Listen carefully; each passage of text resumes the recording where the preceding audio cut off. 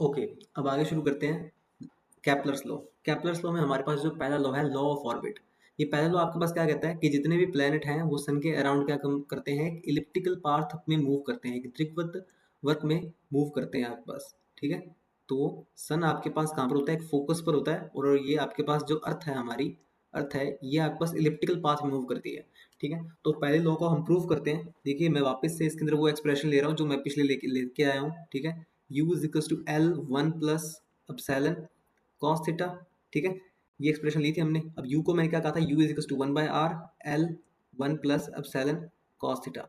ठीक है, अब देखिए यहाँ पर मैं क्या कर रहा हूँ कि l को उस साइड ले जाता हूँ, वन बाय एल, और ये r one plus epsilon cos theta.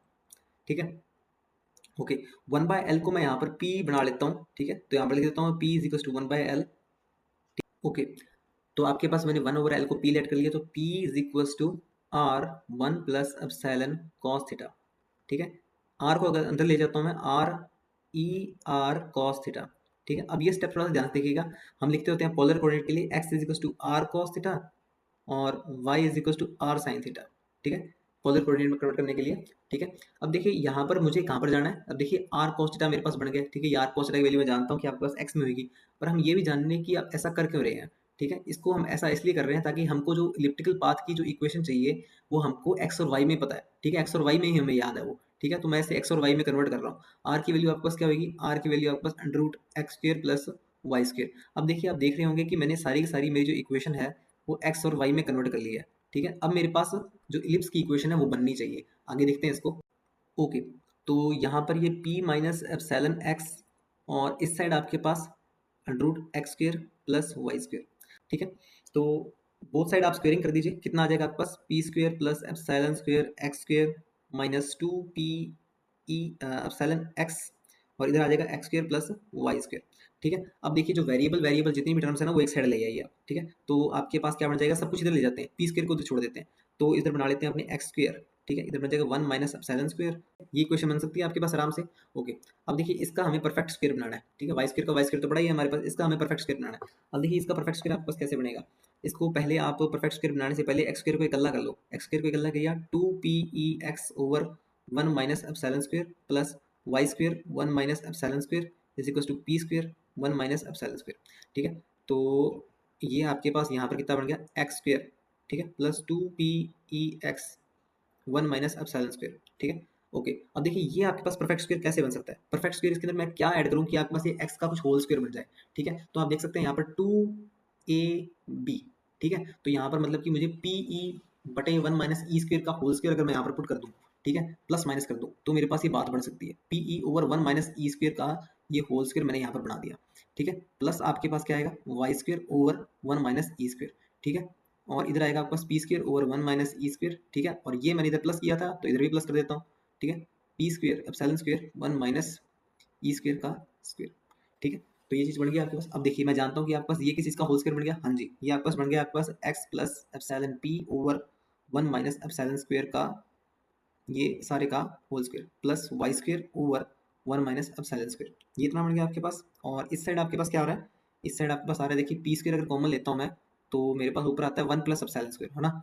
तो इधर आता है मेरे पास वन प्लस एप्सिलॉन स्क्वायर, और इधर मैं अगर एलसीएम ले लूँ इसका, तो अगर मैं एलसीएम ले लूँ इधर तो वन माइनस एप्सिलॉन स्क्वायर का स्क्वायर, तो इस साइड आपके पास आएगा वन माइनस एप्सिलॉन स्क्वायर और प्लस एप्सिलॉन स्क्वायर।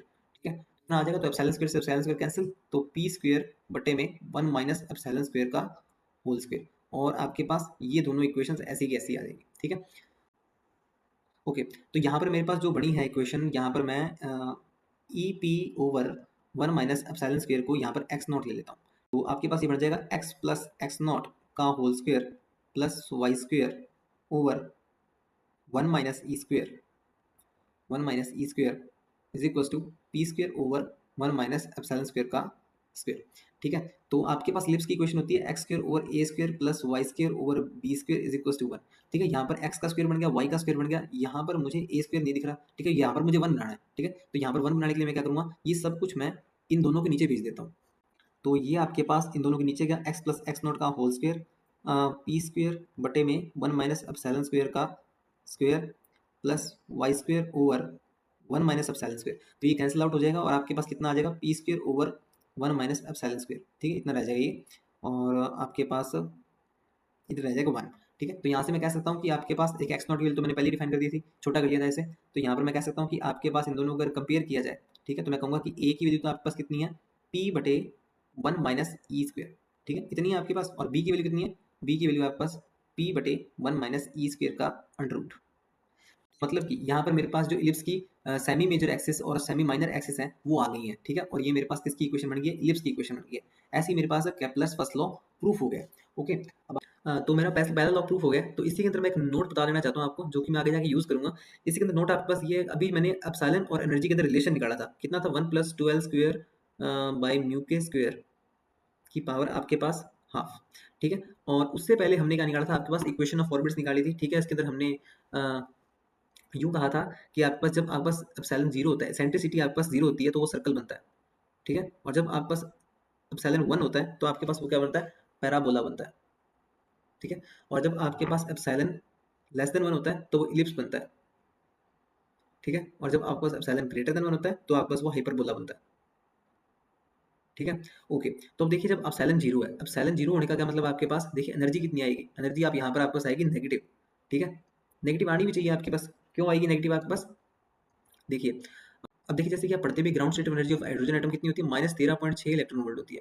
ये नेगेटिव चीज इसलिए ये चीज बताता है हमारे को कि वो चीज बाउंड है, ठीक है, वो उसमें बंधी हुई है आपके पास, ठीक है। तो यहाँ पर आपके पास वो सर्कल में जब वो घूम रहा होगा प्लेनेट, तो मतलब कि उसकी नेगेटिव एनर्जी ये बता रही है आपको कि वो आपके पास बाउंड है, आपके पास वो प्लेनेट है जो सन के अराउंड मूव कर रहा है, वो बाउंड है आपके पास, ठीक है। तो मतलब कि बंधा हुआ है वो। यहाँ पर हम पैराबोला में पुट करके देखेगा, आप नेगेटिव नहीं आएगी, पैराबोला आप ई बराबर 1 है, ई बराबर 1 है, तो यहाँ पर आपके पास एनर्जी कितनी आ रही है, एनर्जी आपके पास 0 आ रही है, ठीक है। और यहाँ पर आपके पास epsilon less than 1, epsilon less than 1 यहाँ पर पुट करेंगे, आपके पास मान लीजिए -1 पुट कर दिया आपने, इधर -1 पुट कर सकते हैं, ठीक है। -1 पुट करेंगे तो आपके पास नेगेटिव भी आएगी, और ठीक है, नेगेटिव भी आएगी, तो यहाँ पर भी आपके पास क्या बनेगी, ये नेगेटिव बनेगी। तो इलिप्स बाउंड है, सर्कल बाउंड है, तो यहाँ से मुझे ये लग गया कि एनर्जी मेरे पास नेगेटिव आएगी। तो अब मुझे ये भी जानना है कि आपके पास इलिप्स के लिए एनर्जी नेगेटिव कितनी आएगी। जैसे कि मुझे ground state of hydrogen atom के लिए एनर्जी पता है, -13.6, वैसे मैं इसलिए इसके लिए भी जानना चाहता हूँ। अब देखिए, ऊपर में अभी आपके पास देखिए, थोड़ा सा इसको चेंज कर लेते हैं अपने, इसको थोड़ा चेंज कर लेते हैं अपने, तो आपके पास कितना आएगा, ये एप्सिलॉन एप्सिलॉन का स्क्वायर कर लीजिए आप, ठीक है। तो ये कितना बनेगा आपके पास, एप्सिलॉन का स्क्वायर आपके पास आ जाएगा 1 प्लस 12 स्क्वायर बाय म्यू के स्क्वायर, ठीक है, ये इतना आ जाएगा। ओके, इसके अंदर ये वैल्यू आप यहाँ पुट कर दीजिए, ए की वैल्यू में थोड़ी सी आधी दिख रही होगी आपको, ठीक है, आपकी कॉपी में तो पूरी लिखी होगी। तो मैं ए की वैल्यू में ये पुट कर देता हूँ, a is equal to p, p क्या था मेरे पास, पी मुझे याद है, पी मेरे पास मैंने लिखा था, P is equal to 1 by L, ठीक है। और एल की वैल्यू कितनी थी, एल की वैल्यू आपके पास थी म्यू के बाय एल स्क्वायर, ठीक है। ये वैल्यू आपको ध्यान होनी चाहिए, ठीक है, म्यू के बाय एल स्क्वायर, ये बड़े बड़ा, ठीक है। तो पी की वैल्यू मेरे पास कितनी है, एल स्क्वायर बाय म्यू के, ठीक है। पी की वैल्यू लिख दिया मैंने, ठीक है। और नीचे क्या है मेरे पास, 1 माइनस एप्सिलॉन स्क्वायर, तो 1 माइनस एप्सिलॉन स्क्वायर का मतलब कि यहाँ से मैं 1 माइनस एप्सिलॉन स्क्वायर की वैल्यू लिखूंगा। देखिए मैं यहाँ पर लिख देता हूँ, a is equal to p over 1 minus epsilon square, इसमें मैं वैल्यू रख रहा हूँ सारी सारी, पी की वैल्यू तो रख दी मैंने, ठीक है। अब 1 माइनस एप्सिलॉन स्क्वायर की वैल्यू रखूंगा, तो मेरे पास कितना आ जाएगा, -2l स्क्वायर बाय म्यू के स्क्वायर, ठीक है। अब देखिए काटा पीटी कर दीजिए आप, ठीक है, कितना आएगा आपके पास ये, हाँ जी। तो एल स्क्वायर से एल स्क्वायर कैंसिल, के से के कैंसिल, तो 101 से के से कैंसिल कर दिया मैंने, म्यू से एक म्यू कैंसिल, और आपके पास एनर्जी कितनी आ गई, फिर ये एनर्जी आपके पास ये आ गई है, E is equal to, E is equal to आपके पास ये ई उधर जाएगा, और E is equal to minus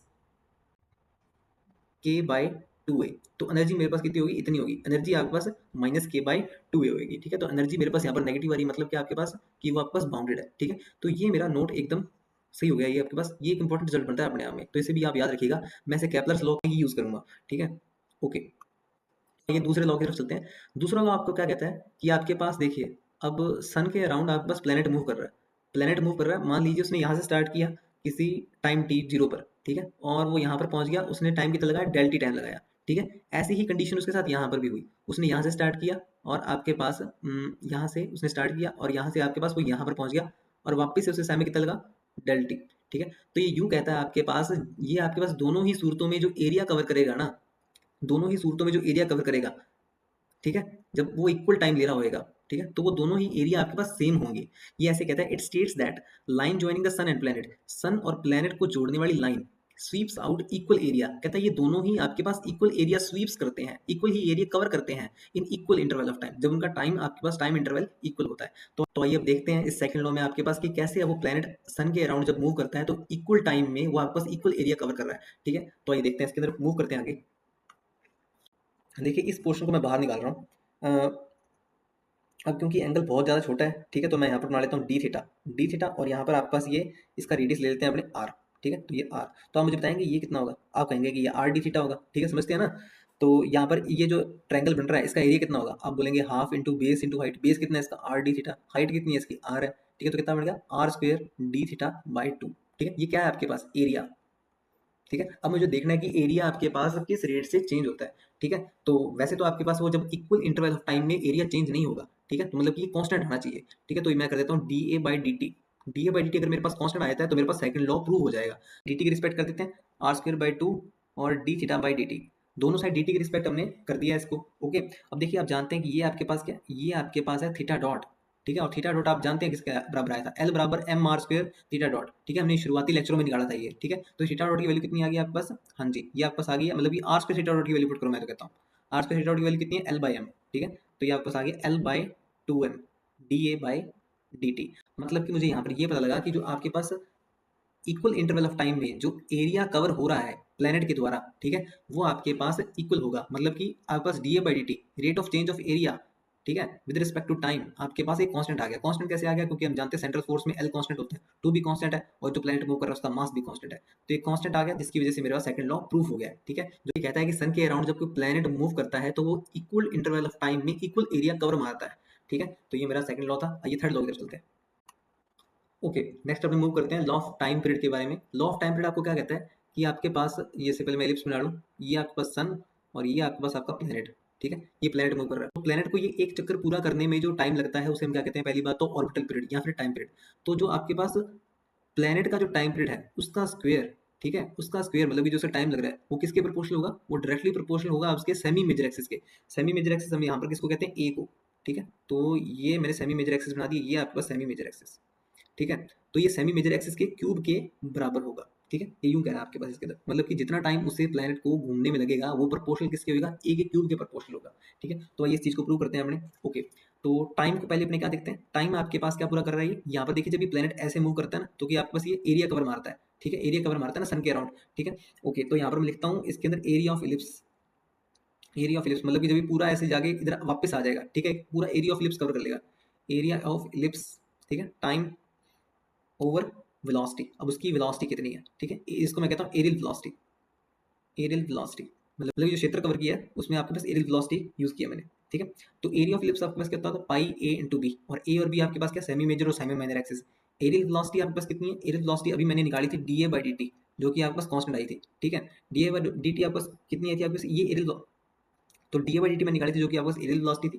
तो एरियल वेलोसिटी कितनी आई थी, एल बाई 2m, ठीक है। तो ये सब्स्टिट्यूट कर दीजिए एल बाई 2m, ठीक है। तो ये आपके पास कितना बन जाएगा, pi a b over l by 2m, ठीक है, 2m कर लीजिए, या फिर बुकों में म्यू भी लिखा होता है, ठीक है, तो म्यू कर लीजिएगा इसको वैसे, ठीक है, ओके।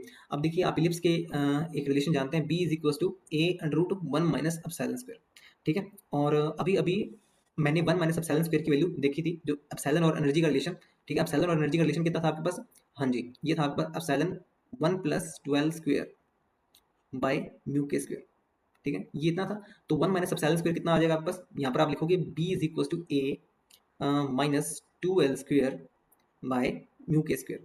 और अभी अभी आज के लेक्चर में ही हमने निकाला था कि e की वैल्यू कितनी होती है, e की वैल्यू होती है माइनस के बाय 2a, ठीक है। तो यहाँ पर सब्स्टिट्यूट कर दो इसको, तो a, तो यहाँ पर आपका सब्स्टिट्यूट हो गया, तो ये आपके पास 2k बाय 2a, ठीक है, माइनस माइनस प्लस हो गया, ठीक है, एल स्क्वायर बाय म्यू के स्क्वायर, ठीक है। इसे सॉल्व कीजिए, 2 से 2 कैंसिल, k से 1 के कैंसिल, तो L square by mu a से आपके पास अंडर रूट a हो जाएगा ना ये, तो अंडर रूट a की पावर हाफ, और यहाँ पर आ जाएगा एल स्क्वायर बाय म्यू के, ठीक है, ये अंडर रूट में, ठीक है, ये सारा इक्वल्स टू है बी, ओके। तो टाइम पीरियड आपके पास कितना था, पाई ए बी, ठीक है। तो बी की वैल्यू सब्स्टिट्यूट कर रहा हूँ मैं इधर, पाई, और ए को तो वैसे वैसे रखते हैं, और बी की वैल्यू आपके पास ए की पावर हाफ, ठीक है, ए की पावर हाफ, और यहाँ पर आ जाएगा आपके पास एल स्क्वायर बाय म्यू के, ठीक है, और नीचे आपके पास एल बाय 2 म्यू, ठीक है। तो यहाँ पर देखिए आप पाई भी कांस्टेंट है, एल भी कांस्टेंट है, 2 भी कांस्टेंट है, म्यू भी कांस्टेंट है, और ये भी कांस्टेंट है आपके पास, ठीक है। तो कितना आ गया आपके पास ये पाई, ये सारा का सारा मतलब कि कांस्टेंट के अंदर काउंट कर लूँ मैं, ठीक है। तो ये सारा का सारा कांस्टेंट के अंदर आएगा, तो आपके पास आ जाएगा ये